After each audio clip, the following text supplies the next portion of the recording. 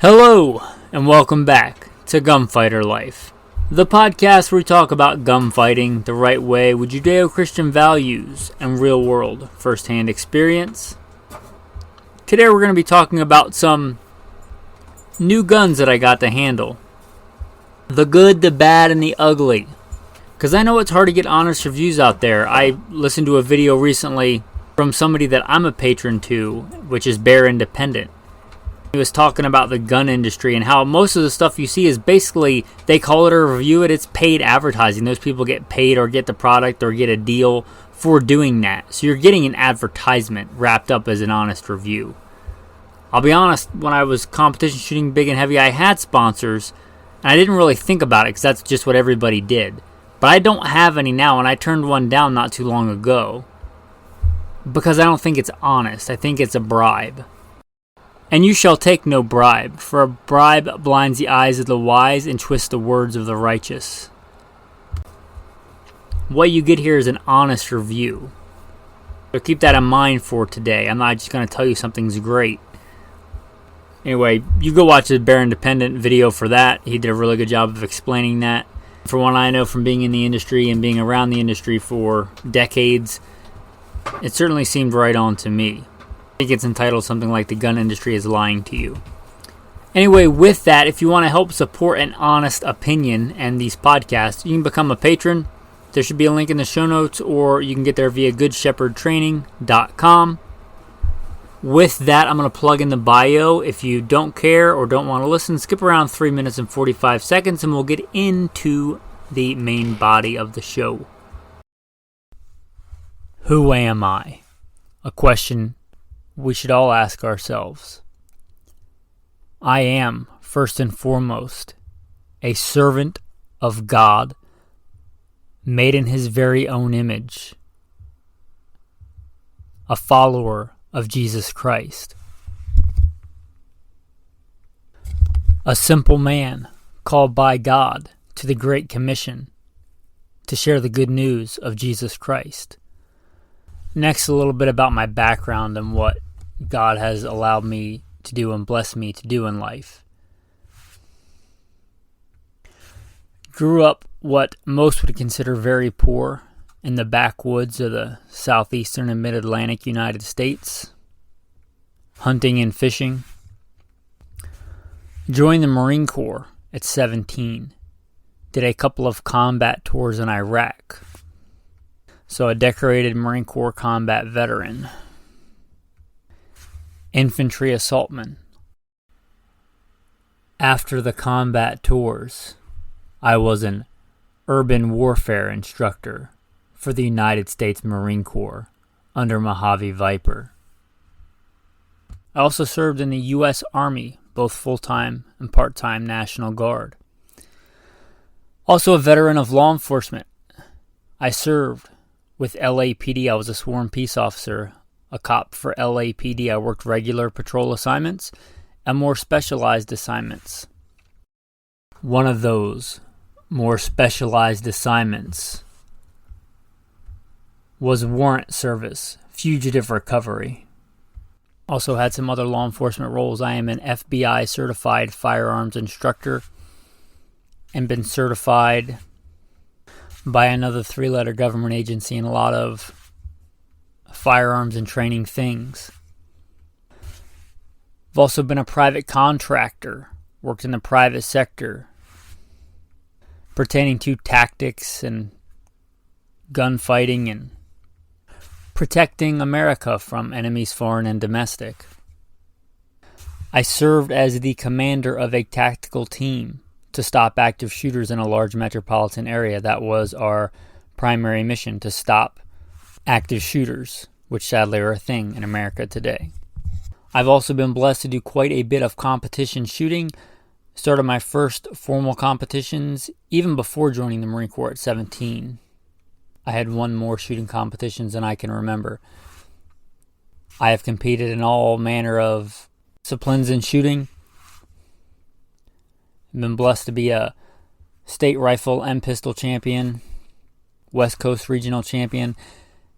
Like I said, been blessed to win more shooting competitions than I can remember. Mentioned hunting. I've hunted to put meat on the table starting when I was a child. I've also been a professional big game hunter and guide, hunting and slaying all manner of beast. And I don't apologize for that. Humbled to be the host of 3 podcasts. Simple Man Sermons, Alpha Male Podcast, and Gunfighter Life. Obviously, as things not mentioned, I've been blessed to do many other things. But, again, first and foremost, I'm a servant of God, a believer and follower of the Bible, the Word, Jesus Christ. And I don't apologize for that. With that, let's transition into today's topic. So, if you don't know, my wife and I live semi-nomadically. We are strangers and pilgrims on the earth. Right now we are in Idaho, have been for about a month. And I lived here for several years. I was stationed out here, and I've lived all over Idaho, the southern part, the northern part. And by God's grace, I have some friends here, and I've been trying to hang out with them. Today I went to hang out with one of my old friends, and it literally was snowing sideways. Pretty legit snow and nasty weather out, so going shooting was not really on the table. So he's friends with some people at a gun store. He wanted to go in there and check out some guns. I mean, we're gun guys, right? So why not? And we get to drive and talk on the way and things like that. So that's what we did today. I got to handle some pretty cool guns. And I literally get zero kickbacks from any of these people. But the gun store is a small one. I'm not sure the zip code if it's Meridian or in Boise, but that whole Treasure Valley has kind of grown a lot, even in the decade or 15 years or so since I've been dealing with it. But it's all kind of become a giant conglomerate of Meridian, Eagle, Boise. It's all kind of grown together. So wherever the store is, it's called Boise Black Rifle. It's kind of a higher end, I call them Gucci gun kind of store. Your designer kind of guns, and there's nothing wrong with that. It's the guns I'm going to talk to you about today. I'm getting as you're probably not going to find an old beat up pre-64 Winchester Model 94 or an old Ithaca 37 pump on the rack. It's just not the kind of gun store that it is. Anyway, I went into this place today and checked out some guns with my buddy John. So let's talk about the good. I guess I'll do the good, the bad, and the ugly, right? The good. I was really impressed with a gun I wasn't even on my radar, but a C.M.M.G. Banshee.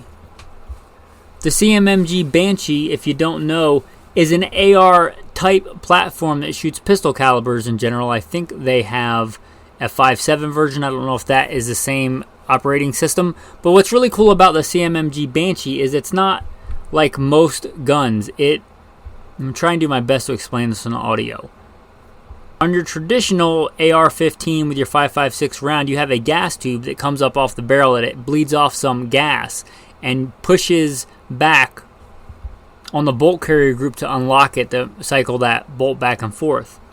Well, you don't really need that in pistol calibers, and C.M.M.G. got rid of all the complexity and basically machined the bolt carrier group with a slight angle, and I don't know if it's 30 degrees or 45 degrees or who knows what the angle is. I'm sure engineers did a lot of testing to get that right, but basically the angle slightly delays the unlock of that gun. So it's a very simple system and a very, seems to me, good system. It reminds me a lot of a Benelli shotgun as opposed to like a regular AR, although it looks very much like a regular AR.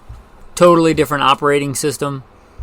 Anyway, the C.M.M.G. Banshee was a cool gun. It was a light, handy gun. If you were in the market for a PDW, that thing really impressed me. It was light, it was handy. I don't think they're overly expensive for what you get. As of right now, pistol brace guns are still legal. Who knows how long they will stay that way, so maybe they'll do a thing where they grandfather it in if you've already had it. But the C.M.M.G. Banshee really impressed me. It looked like it was machined really well. And what caught my attention was there was a SIG 320 mag sticking out of it. Now, I'm sure they make them in Glock mag. It would be silly not to.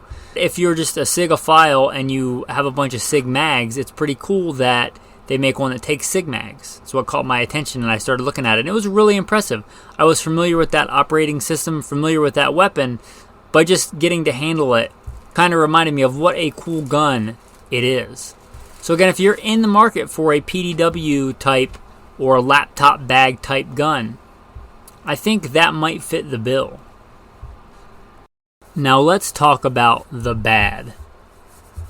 I got to handle a Springfield, their double stack 2011, which I assume is a copy of the STI 2011 because a lot of the parts interchange, but the patent on that's expired. That's nothing new. There's nothing wrong with them doing that. A lot of companies do that. But if you listen for any amount of time, in my experience, I have never had anybody go through training with me or training or any serious shooter that I know that tried to use a Springfield handgun where it didn't break.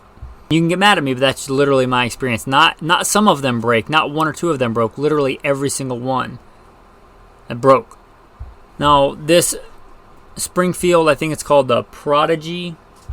It's basically a copy of a STI 2011. If you've listened for any length of time, you know that I love STIs. I've run those for years and years. Now they're staccato, but I was running them long before they were staccato. And this is about half the price of the staccato. And I think you get about half the gun.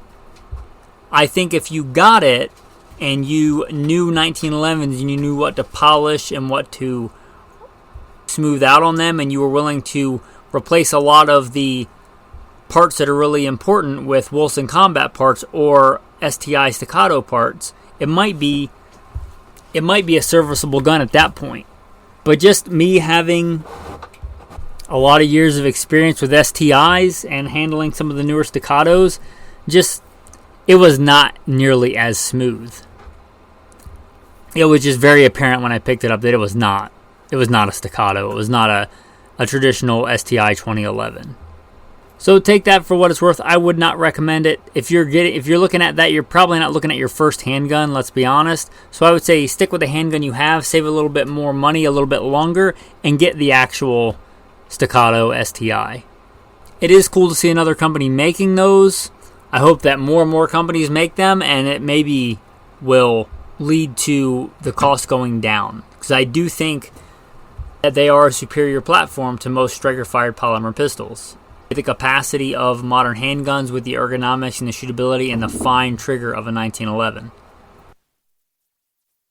Ugly doesn't mean bad. Ugly just means ugly. I mean, let's be honest. Glocks are ugly, and they're not the worst handgun in the world. So, the ugly. I got to play with the new Ruger 5.7 Carbine. That is a homely looking thing. It's kind of quasi a handgun bolted to an AR upper. It was pretty cool. The magazine release was a little odd. I'd have to run it to see if it was actually a problem, but where the button normally is for a magazine release, it's a giant lever, which would certainly be fast as long as you didn't accidentally hit it when you were hiking or running or doing something like that. I haven't actually taken out and run it and gone hiking with it or whatnot to test that. It seems like it may be a problem, but maybe it wouldn't be. I don't know why they didn't just stick with the regular kind of release that's been on most modern handguns since the 1911. But it is different. It's kind of a big lever. It certainly, like I said, would be fast. It takes the same magazines as their handgun, so no surprise it has pretty much the same grip module, whatever you want to call it. And I did not find it a very attractive gun, but Ruger tends to make guns that work at an affordable price. So again, ugly doesn't mean bad. It could be a fine gun. Talk about some other honorable mentions that I saw. I saw that the 320, they come out with their Scorpion version, if they call it that or not, but it's kind of their Desert Tan version with looks like a metal frame with their bolt-on handles. That's a really good looking 320. And now, granted, it's a 320, so it's probably going to shoot like any other 320, but probably the most attractive 320 that I've seen. I also saw a 320 in Equinox. That's more of like your gentleman tuxedo kind of gun. If James Bond was going to carry a 320, he'd probably carry that one. It's called the Equinox. They've been doing Equinoxes for a long time at SIG. It's basically black with shiny silver parts. Have a midnight kind of theme going on there. And it's an attractive gun. Not my style. I tend to gravitate more towards the matte colored guns. I conceal carry, so by definition I don't want my guns to get attention. But it certainly was a good looking gun. Some other ones I got to play with a PS90. It was not the first time, but that's a cool gun. Don't overlook those just because they've been around for 20-something years. I guess 30-something years at this point. But they're a cool gun, light and handy. It would be really cool to run one of those in, say, a PCC match, although it probably wouldn't be legal in a PCC match because I don't think 5.7 is. But it'd be cool to just go to the match, or like an outlaw match, and run the 5.7 next to the Ruger 5.7, that is, to run that next to the original PS90 and see how they stack up.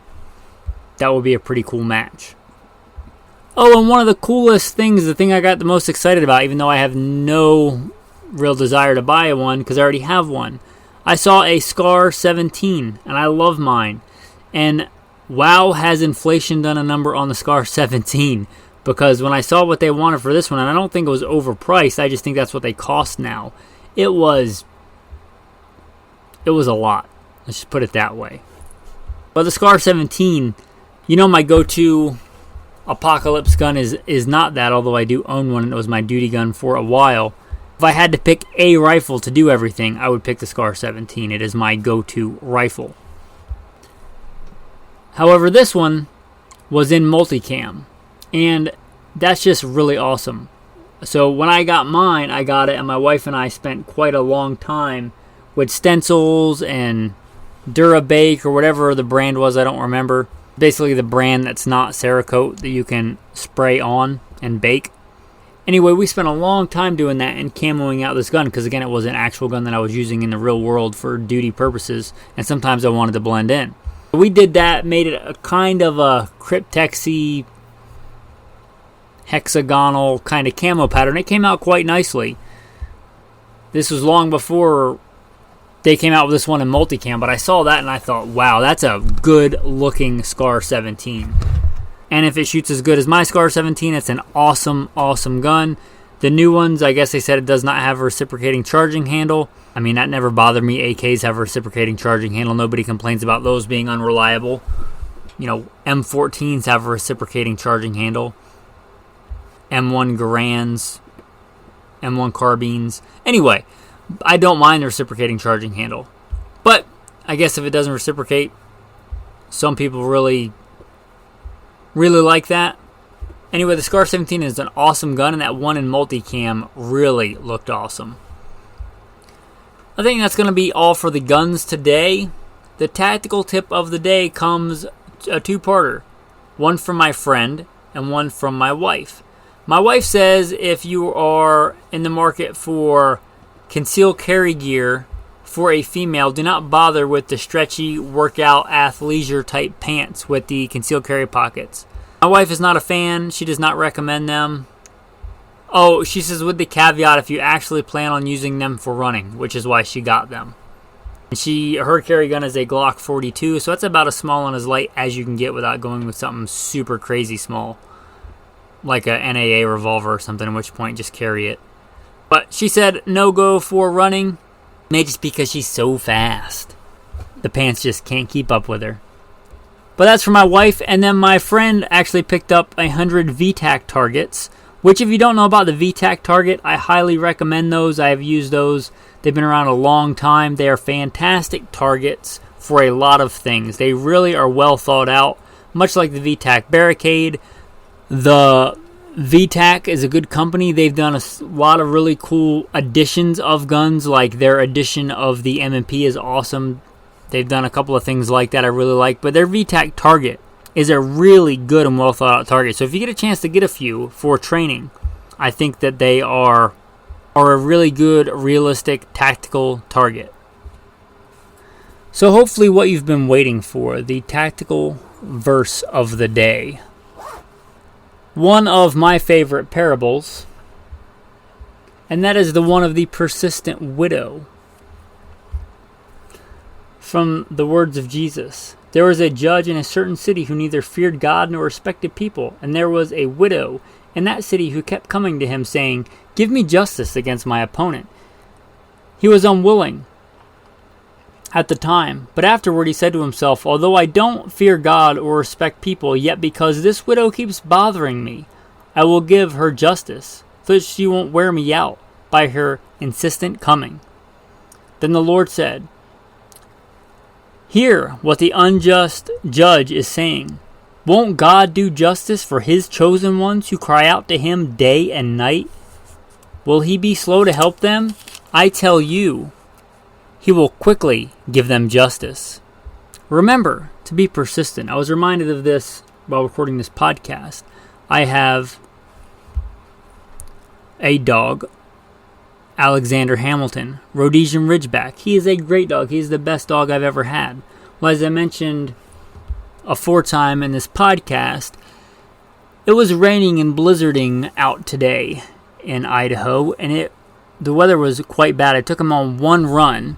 He did not get nearly the amount of outside time he normally does, and he let me know it when I got home. He was very, very persistent. You know what? I took him outside, even though it was miserable, because he was persistent. God has much more patience than I do, for sure. But he wants us to be persistent. He wants us to come to him and seek him. Ask and it will be given to you. Seek and you will find. Knock and it will be open to you. So ask and seek and knock and go to God. Seek him. He is slow to anger and abundant in mercy. With that, thanks for listening and have a blessed day.